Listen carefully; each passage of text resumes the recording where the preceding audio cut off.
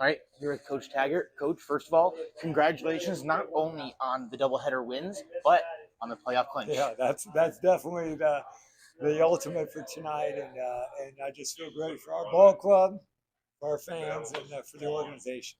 So let's start with game one. Take me through Wilfred's performance. Yeah, I thought he was very good on the mound. 6 innings pitched, 6 strikeouts, only 2 runs given up. he was. He was a little shaky in that first inning. We made a couple big plays on, to get guys at the plate. Some of those things helped out, but Connor settled in, and he's really established himself as one of the better starting pitchers in this league, not only on our club in the league. You know, a big thing about the Valley Cats this season has talked about with the crowd, and especially with your speech at the end of the crowd, you thanked the crowd.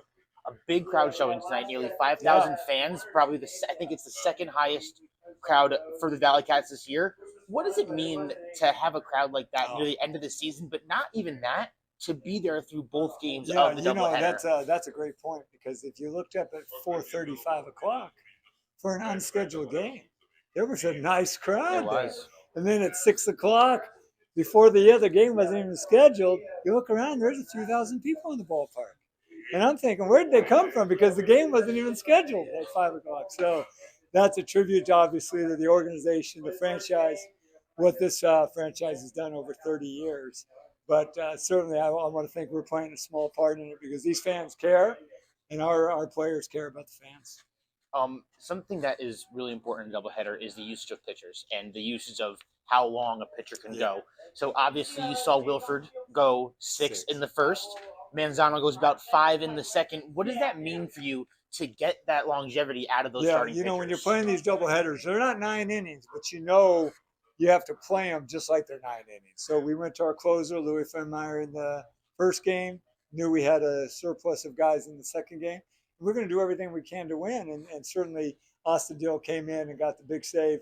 It's a great congratulations to him. Been a tough year. He's spent most of the year on the injured list, and he saves the clinching game. So something that I noticed in the first game was the injury to this minor injury to Oscar Campos, and the second game where he came out on DH. Was that always going to be your plan for him to DH? Or he was planning on DH in the second game, but now he did get beat up a little bit today, so he's going to have a day or two off, I'm sure. And that will give the looks towards Chris Burgess, especially coming up with the Juliet games coming up this weekend. Absolutely. What's the mindset going into this weekend and this weekend? Well, I'll tell you what, we're going to enjoy tonight. Come back tomorrow, and just like this club, I'm sure they'll be in the cage early. We'll get our work in and be ready.